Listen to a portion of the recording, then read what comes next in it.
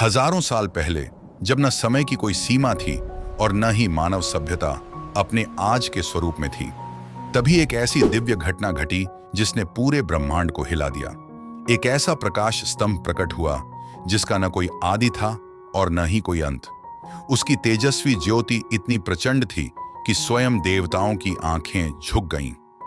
आखिर वह दिव्य प्रकाश क्या था? वह कहां से आया और क्यों भगवान शिव ने स्वयं को ज्योतिर्लिंग के रूप में प्रकट किया? क्या सचमुच इन 12 ज्योतिर्लिंगों के दर्शन करने से जन्मों के पाप समाप्त हो जाते हैं? क्या इन मंदिरों में आज भी ऐसी रहस्यमयी शक्तियां मौजूद हैं जिन्हें विज्ञान पूरी तरह समझ नहीं पाया? सोमनाथ से लेकर केदारनाथ तक, काशी विश्वनाथ से लेकर रामेश्वरम तक, हर ज्योतिर्लिंग की अपनी एक अलग कथा है, अपना अलग रहस्य है और एक ऐसा इतिहास है जिसने सदियों से करोड़ों श्रद्धालुओं को अपनी ओर आकर्षित किया है। लेकिन क्या आप जानते हैं कि इन 12 ज्योतिर्लिंगों का क्रम कैसे तय हुआ? इनमें सबसे पहला ज्योतिर्लिंग कौन सा है और आखिर पूरे भारत में केवल 12 ही ज्योतिर्लिंग क्यों हैं? 13 या 14 क्यों नहीं? इन सभी प्रश्नों के उत्तर आपको शायद ही कहीं एक साथ मिले, क्योंकि आज हम केवल मंदिरों की यात्रा नहीं करेंगे, बल्कि उन रहस्यों, पौराणिक कथाओं, ऐतिहासिक तथ्यों और आध्यात्मिक मान्यताओं की गहराई में उतरेंगे जिन्होंने 12 ज्योतिर्लिंगों को सनातन धर्म के सबसे पवित्र तीर्थों में स्थान दिलाया। तो आइए समय की इस अद्भुत यात्रा की शुरुआत करते हैं और जानते हैं भगवान शिव के 12 ज्योतिर्लिंगों का रहस्य, उनका इतिहास और उनसे जुड़ी वे अद्भुत कहानियां जो हर शिव भक्त के हृदय में अटूट आस्था का दीप जलाती हैं।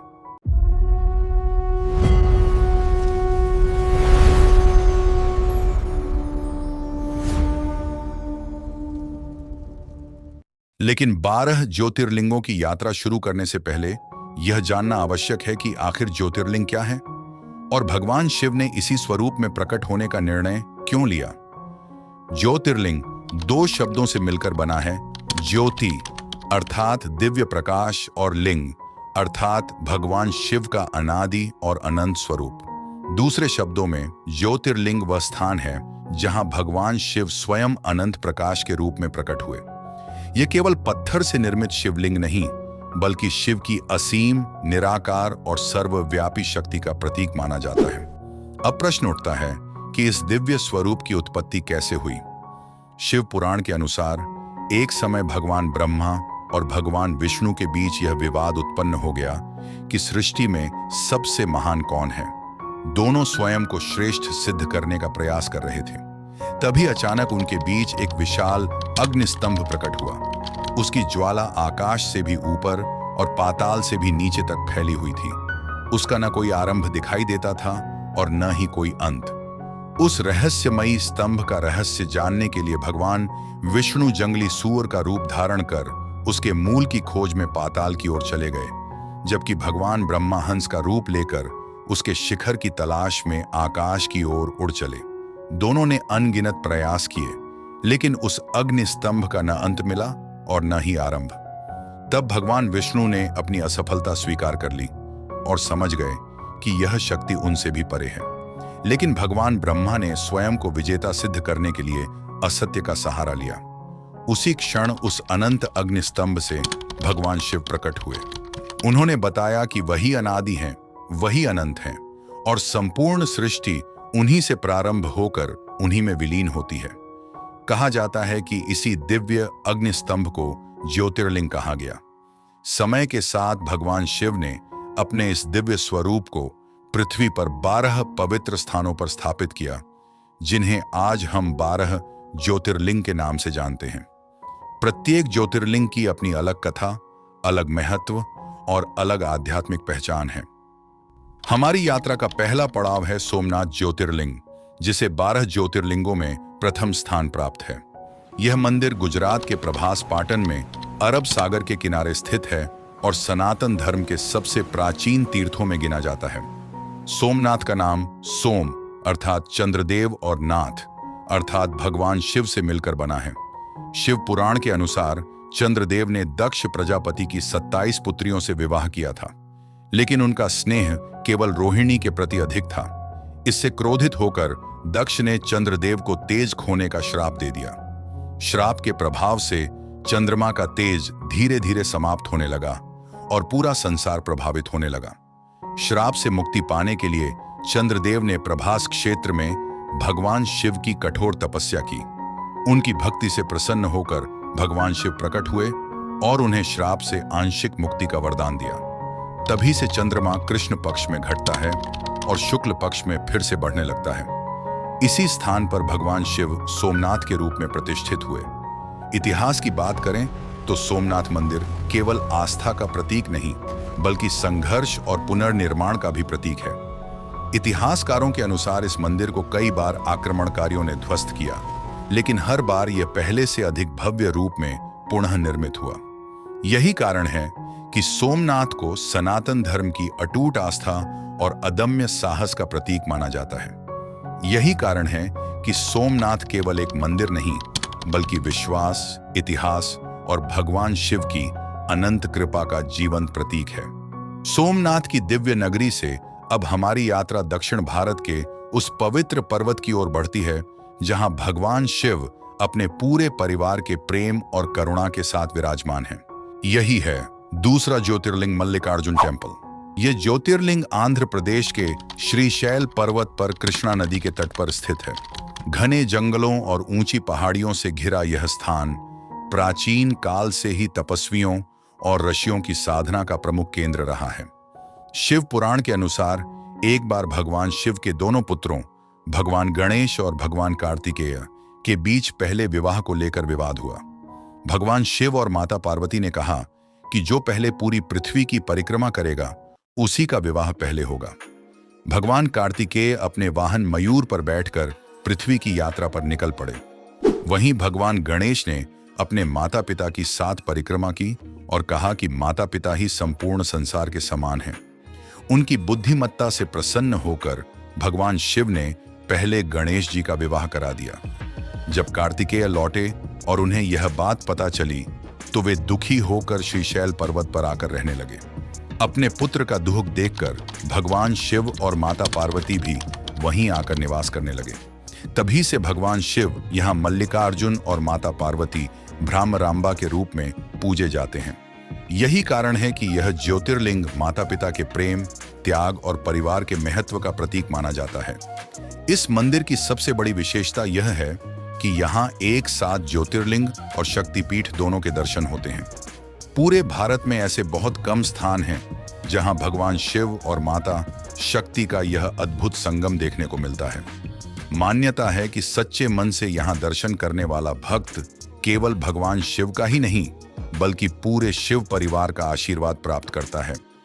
श्रीशैल की पवित्र पर्वतमालाओं से अब हमारी यात्रा पहुंचती है प्राचीन नगरी उज्जैन, जहां भगवान शिव समय और मृत्यु के स्वामी महाकाल के रूप में विराजमान हैं। यही है तीसरा ज्योतिर्लिंग महाकालेश्वर ज्योतिर्लिंग। उज्जैन को प्राचीन काल से भारत की सबसे पवित्र धार्मिक और खगोलीय नगरी माना जाता रहा है। इसी भूमि पर स्थित महाकालेश्वर मंदिर हजारों वर्षों से शिव भक्तों की आस्था का केंद्र बना हुआ है। शिव पुराण के अनुसार प्राचीन समय में उज्जैन में वेदप्रिय नामक एक महान शिव भक्त ब्राह्मण अपने परिवार के साथ रहते थे। उसी समय दूषण नामक एक अत्याचारी राक्षस ने इस क्षेत्र पर आक्रमण कर दिया। उसने राशियों और भक्तों पर अत्याचार करना शुरू कर दिया। जब अत्याचार अपनी सीमा पार कर गया तब सभी भक्तों ने भगवान शिव से रक्षा की प्रार्थना की। भक्तों की पुकार सुनते ही धरती फट गई और उसके भीतर से भगवान शिव स्वयं महाकाल के रूप में प्रकट हुए। उन्होंने अपने प्रचंड रूप से दूषण का वध कर दिया और भक्तों की रक्षा की। भक्तों के अनुरोध पर भगवान शिव उसी स्थान पर सदैव के लिए महाकालेश्वर ज्योतिर्लिंग के रूप में विराजमान हो गए। महाकालेश्वर की सबसे बड़ी विशेषता यह है कि यह दक्षिणमुखी ज्योतिर्लिंग है। 12 ज्योतिर्लिंगों में केवल महाकालेश्वर ही दक्षिण दिशा की ओर मुख किए हुए हैं। धार्मिक मान्यताओं में दक्षिण दिशा का संबंध यमराज से माना जाता है, इसीलिए महाकाल की आराधना मृत्यु के भय से मुक्ति का प्रतीक मानी जाती है। इस मंदिर का एक और अद्भुत आकर्षण है भस्म आरती। प्रतिदिन ब्रह्म मुहूर्त में होने वाली यह आरती विश्व भर में प्रसिद्ध है। मान्यता है कि यह परंपरा भगवान शिव के उस स्वरूप का प्रतीक है जो जीवन और मृत्यु दोनों से परे हैं। महाकालेश्वर केवल एक मंदिर नहीं, बल्कि यह संदेश भी देता है कि समय कितना भी शक्तिशाली क्यों न हो, उसके भी स्वामी स्वयं भगवान महादेव हैं।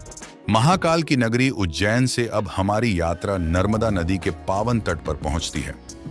यहाँ प्रकृति ने स्वयं एक ऐसा अद्भुत दृश्य रचा है जिसे देखकर श्रद्धा अपने आप जाग उठती है। यही है चौथा ज्योतिर्लिंग ओमकारेश्वर टेम्पल। यह मंदिर मध्य प्रदेश में नर्मदा नदी के बीच स्थित मंधाता द्वीप पर बना है। सबसे आश्चर्य की बात यह है कि ऊपर से देखने पर यह पूरा द्वीप ओम के आकार जैसा दिखाई देता है। इसी कारण इस स्थान का नाम ओंकारेश्वर पड़ा। शिव पुराण के अनुसार एक समय विंध्य पर्वत ने अपनी शक्ति और ऊंचाई बढ़ाने की इच्छा से भगवान शिव की कठोर तपस्या की। उसकी अटूट भक्ति से प्रसन्न होकर भगवान शिव प्रकट हुए और उसे मनचाहा वरदान दिया। देवताओं और ऋषियों के आग्रह पर भगवान शिव ने उसी स्थान पर ज्योतिर्लिंग के रूप में सदैव विराजमान रहने का निर्णय लिया। तभी से यह स्थान ओंकारेश्वर ज्योतिर्लिंग के नाम से प्रसिद्ध हुआ।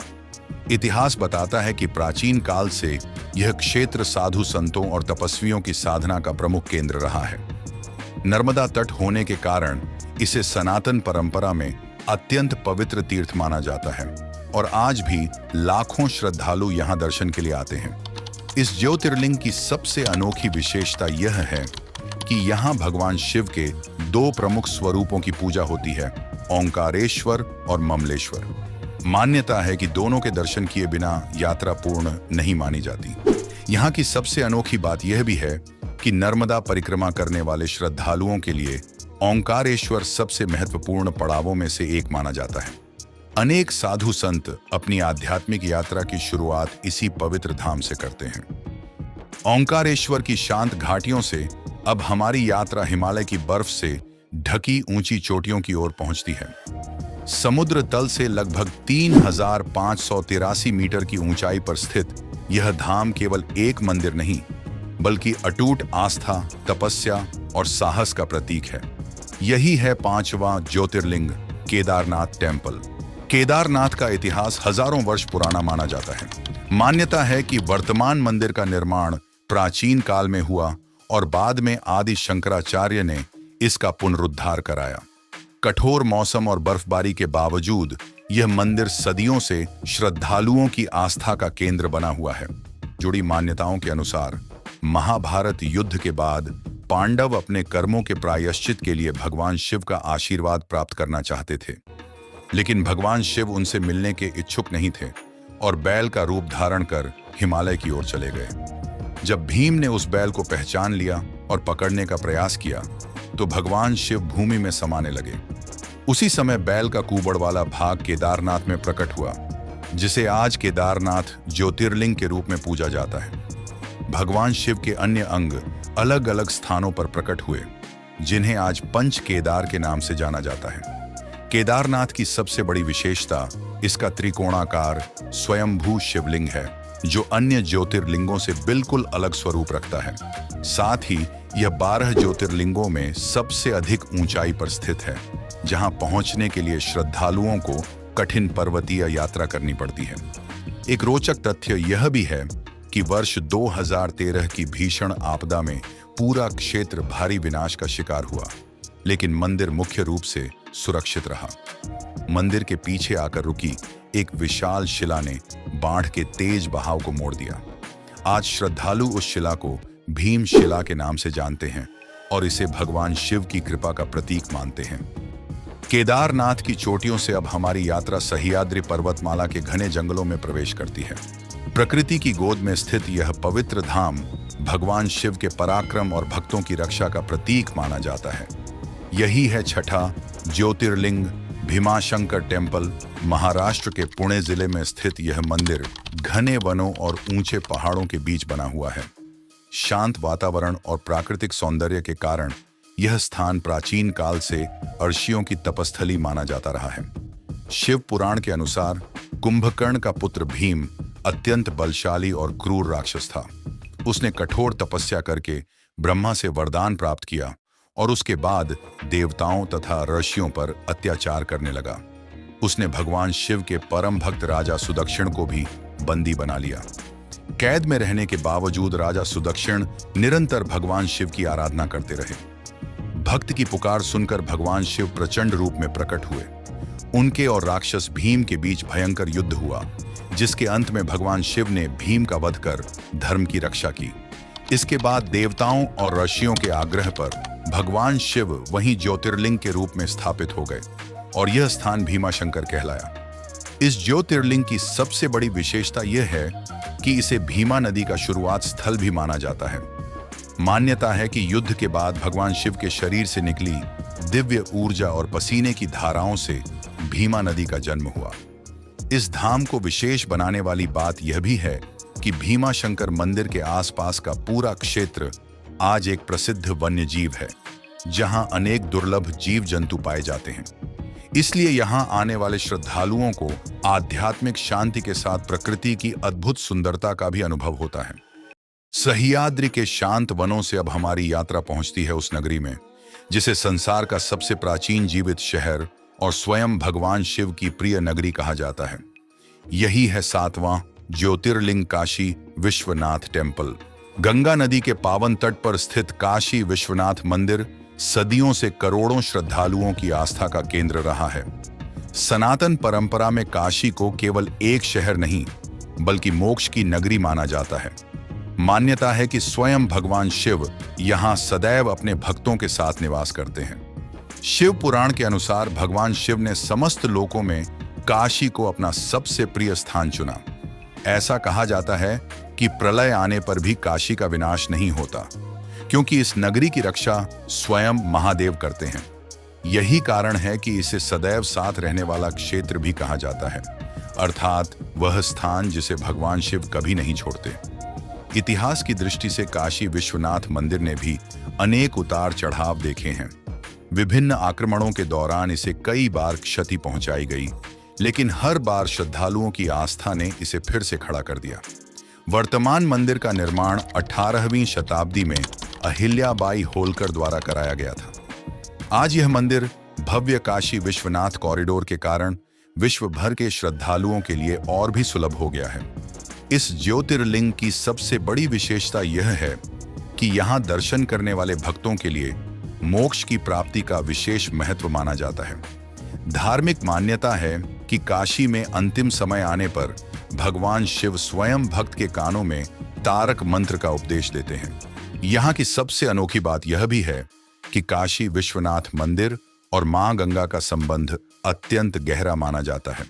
अधिकांश श्रद्धालु पहले गंगा स्नान करते हैं और उसके बाद बाबा विश्वनाथ के दर्शन कर अपनी यात्रा पूर्ण करते हैं।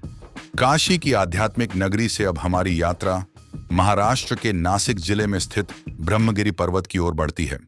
यहीं से भारत की पवित्र गोदावरी नदी का उद्गम होता है और इसी पावन भूमि पर विराजमान है 8वां ज्योतिर्लिंग त्र्यंबकेश्वर शिव मंदिर। त्र्यंबकेश्वर का इतिहास सदियों पुराना है। ब्रह्मगिरी पर्वत की तलहटी में स्थित यह मंदिर अपनी अद्भुत वास्तुकला और धार्मिक महत्व के कारण सनातन धर्म के प्रमुख तीर्थों में गिना जाता है।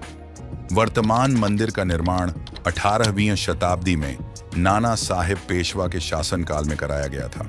शिव पुराण के अनुसार इस क्षेत्र में महर्षि गौतम अपनी पत्नी अहिल्या के साथ तपस्या करते थे। एक बार कुछ परिस्थितियों के कारण उन पर गोहत्या का झूठा आरोप लगा। इस पाप से मुक्ति पाने के लिए महर्षि गौतम ने भगवान शिव की कठोर आराधना की और उनसे मां गंगा को पृथ्वी पर लाने की प्रार्थना की। महर्षि की भक्ति से प्रसन्न होकर भगवान शिव ने मां गंगा को यहां प्रकट होने का आदेश दिया। यही पवित्र धारा आगे चलकर गोदावरी नदी के नाम से प्रसिद्ध हुई। भगवान शिव ने भी इसी स्थान पर ज्योतिर्लिंग के रूप में सदैव विराजमान रहने का वरदान दिया, जिससे यह स्थान त्र्यंबकेश्वर कहलाया। इस ज्योतिर्लिंग की सबसे अनोखी विशेषता यह है कि यहाँ शिवलिंग के भीतर ब्रह्मा, विष्णु और महेश तीनों देवताओं के प्रतीक स्वरूप माने जाते हैं। यही कारण है कि त्र्यंबकेश्वर को अन्य ज्योतिर्लिंगों से अलग और अत्यंत विशिष्ट माना जाता है। बहुत कम लोग जानते हैं कि कुंभ मेले के 4 प्रमुख स्थलों में से एक नासिक भी है और इसका धार्मिक महत्व त्र्यंबकेश्वर से गहराई से जुड़ा हुआ है। हर बार कुंभ मेले के दौरान लाखों श्रद्धालु इस पवित्र धाम के दर्शन के लिए पहुंचते हैं। त्र्यंबकेश्वर से अब हमारी यात्रा पूर्वी भारत की ओर बढ़ती है, जहां भगवान शिव अपने भक्तों के दुख और रोग हरने वाले दिव्य वैद्य के रूप में पूजे जाते हैं। यही है नौवान ज्योतिर्लिंग वैद्यनाथ टेम्पल। शिव पुराण के अनुसार लंका के राजा रावण ने भगवान शिव को प्रसन्न करने के लिए कठोर तपस्या की। अपनी भक्ति की परीक्षा देते हुए उसने एक एक करके अपने सिर भगवान शिव को अर्पित करने शुरू कर दिए। जब वह 10वां सिर अर्पित करने वाला था, तब भगवान शिव प्रकट हुए। उन्होंने रावण के सभी घावों को स्वयं भर दिया और उसे पुनः स्वस्थ कर दिया। इसी कारण भगवान शिव यहाँ वैद्यनाथ अर्थात रोगों का उपचार करने वाले दिव्य वैद्य के नाम से प्रसिद्ध हुए। इसके बाद भगवान शिव ने रावण को एक दिव्य शिवलिंग दिया और कहा कि इसे जहां भी भूमि पर रखोगे वहीं यह स्थिर हो जाएगा। यात्रा के दौरान परिस्थितिवश रावण को वह शिवलिंग धरती पर रखना पड़ा और वह उसी स्थान पर स्थापित हो गया। यही स्थान आगे चलकर वैद्यनाथ धाम के नाम से प्रसिद्ध हुआ। इस ज्योतिर्लिंग की सबसे बड़ी विशेषता यह है कि यहाँ भगवान शिव को रोग, पीड़ा और कष्ट दूर करने वाले देव के रूप में पूजा जाता है। सावन के महीने में लाखों कांवड़िए सुल्तानगंज से पवित्र गंगा जल लाकर बाबा वैद्यनाथ का जलाभिषेक करते हैं। एक रोचक तथ्य यह भी है कि वैद्यनाथ धाम की श्रावणी कांवड़ यात्रा भारत की सबसे लंबी और सबसे बड़ी धार्मिक यात्राओं में गिनी जाती है, जिसमें हर वर्ष लाखों श्रद्धालु नंगे पैर सैकड़ों किलोमीटर की यात्रा पूरी करते हैं। वैद्यनाथ धाम से अब हमारी यात्रा पश्चिम भारत के समुद्री तट की ओर पहुंचती है। द्वारका के निकट अरब सागर के किनारे स्थित यह पवित्र धाम भगवान शिव के उस स्वरूप को समर्पित है जिन्हें नागों के स्वामी और अपने भक्तों के रक्षक के रूप में पूजा जाता है। यही है 10वां ज्योतिर्लिंग नागेश्वर ज्योतिर्लिंग। शिव पुराण के अनुसार प्राचीन समय में दारुक नामक एक अत्याचारी राक्षस और उसकी पत्नी दारुका ने अपने आतंक से राशियों और भक्तों का जीवन कठिन बना दिया था। उसी समय भगवान शिव के परम भक्त सुप्रिय को भी बंदी बना लिया गया। कैद में रहते हुए भी सुप्रिय ने अन्य बंदियों के साथ भगवान शिव का निरंतर स्मरण किया। भक्त की पुकार सुनकर भगवान शिव वहां ज्योतिर्मय स्वरूप में प्रकट हुए। उन्होंने दारुक का अंत किया, अपने भक्तों की रक्षा की और उसी स्थान पर नागेश्वर ज्योतिर्लिंग के रूप में सदैव विराजमान रहने का वरदान दिया। इस ज्योतिर्लिंग की सबसे बड़ी विशेषता यह है कि भगवान शिव यहाँ नागों के स्वामी के रूप में पूजे जाते हैं। धार्मिक मान्यता है कि सच्चे मन से नागेश्वर के दर्शन करने वाला भक्त भय, विष और नकारात्मक शक्तियों से रक्षा का आशीर्वाद प्राप्त करता है। इस धाम को विशेष बनाने वाली बात यह भी है कि मंदिर परिसर में भगवान शिव की लगभग 25 मीटर ऊंची विशाल ध्यान मग्न प्रतिमा दूर से ही श्रद्धालुओं का ध्यान आकर्षित करती है। द्वारकाधीश मंदिर के निकट होने के कारण अधिकांश श्रद्धालु एक ही यात्रा में भगवान कृष्ण और भगवान शिव दोनों के दर्शन का सौभाग्य प्राप्त करते हैं। नागेश्वर से अब हमारी यात्रा भारत के दक्षिणी छोर पर स्थित उस पवित्र द्वीप की ओर पहुंचती है, जहां भगवान राम की भक्ति और भगवान शिव की महिमा एक साथ दिखाई देती है। यही है 11वां ज्योतिर्लिंग रामनाथ स्वामी मंदिर। शिव पुराण और रामायण की मान्यताओं के अनुसार लंका पर चढ़ाई करने से पहले भगवान राम ने भगवान शिव का आशीर्वाद प्राप्त करने का संकल्प लिया। उन्होंने समुद्र तट पर रेत से एक शिवलिंग स्थापित कर उसकी विधि विधान से पूजा की और विजय का आशीर्वाद मांगा। भगवान शिव उनकी भक्ति से प्रसन्न हुए और उसी स्थान पर ज्योतिर्लिंग के रूप में विराजमान हो गए। तभी से यह स्थान रामेश्वरम कहलाया, जिसका अर्थ है भगवान राम द्वारा पूजे गए ईश्वर। इतिहास की दृष्टि से रामनाथ स्वामी मंदिर द्रविड़ स्थापत्य कला का एक अद्भुत उदाहरण माना जाता है। इसकी भव्य नक्काशी, विशाल गोपुरम और विश्व प्रसिद्ध लंबे गलियारे सदियों से श्रद्धालुओं और पर्यटकों को आकर्षित करते आ रहे हैं। इस ज्योतिर्लिंग की सबसे बड़ी विशेषता यह है कि मंदिर परिसर में स्थित 22 पवित्र कुओं के जल से स्नान करने की परंपरा है। मान्यता है कि इनका जल अलग अलग स्वाद और गुणों वाला है तथा स्नान के बाद शिवलिंग के दर्शन करना अत्यंत शुभ माना जाता है। एक रोचक तथ्य यह भी है कि रामेश्वरम को 4 धाम में भी स्थान प्राप्त है। इस कारण यह भारत के उन दुर्लभ तीर्थों में शामिल है जहां एक ही स्थान पर 4 धाम और 12 ज्योतिर्लिंग दोनों का आध्यात्मिक महत्व जुड़ जाता है। रामेश्वरम की पवित्र भूमि से अब हमारी यात्रा अपने अंतिम पड़ाव पर पहुंचती है। महाराष्ट्र की ऐतिहासिक धरती पर स्थित यह वही स्थान है जहां भगवान शिव का 12वां यानी अंतिम ज्योतिर्लिंग विराजमान है। यही है घृष्णेश्वर मंदिर। शिव पुराण के अनुसार प्राचीन समय में इस क्षेत्र में घुष्मा नाम की एक अत्यंत शिव भक्त महिला रहती थीं। वे प्रतिदिन 101 शिवलिंग बनाकर उनकी पूजा करती और फिर उन्हें एक सरोवर में विसर्जित कर देती थीं। उनकी भक्ति और सुख समृद्धि से ईर्ष्या करने वालों ने उनके पुत्र की हत्या कर उसका शव उसी सरोवर में फेंक दिया। जब यह दुखद समाचार घुष्मा को मिला, तब भी उनका विश्वास भगवान शिव से नहीं डिगा। उन्होंने रोने या क्रोधित होने के बजाय अपनी दैनिक शिव आराधना जारी रखी। उनकी अटूट भक्ति से प्रसन्न होकर भगवान शिव स्वयं प्रकट हुए, उनके पुत्र को पुनर्जीवित कर दिया और अपराधी को दंड देने की इच्छा प्रकट की। लेकिन घुष्मा ने भगवान शिव से अपराधी को क्षमा करने की प्रार्थना की। भक्त की करुणा और निस्वार्थ भक्ति से प्रसन्न होकर भगवान शिव ने वहीं ज्योतिर्लिंग के रूप में सदैव विराजमान रहने का वरदान दिया। तभी से यह स्थान घुष्मेश्वर या घृष्णेश्वर ज्योतिर्लिंग के नाम से प्रसिद्ध हुआ। इस ज्योतिर्लिंग की सबसे बड़ी विशेषता यह है कि यह अंतिम ज्योतिर्लिंग माना जाता है तथा अटूट श्रद्धा, धैर्य और क्षमा का संदेश देता है। यहाँ की सबसे अनोखी बात यह भी है कि यह मंदिर एलोरा केव्स के निकट स्थित है, जिससे श्रद्धालु एक ही यात्रा में भगवान शिव के इस पवित्र धाम और विश्व विख्यात प्राचीन गुफाओं के दर्शन का सौभाग्य प्राप्त करते हैं।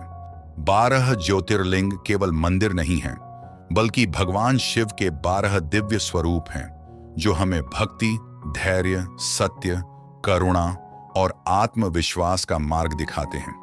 यदि जीवन में कभी इन पवित्र धामों के दर्शन का अवसर मिले, तो यह केवल एक यात्रा नहीं, बल्कि आत्मा की आध्यात्मिक यात्रा होगी। इन 12 ज्योतिर्लिंगों में से आप सबसे पहले किसके दर्शन करना चाहेंगे?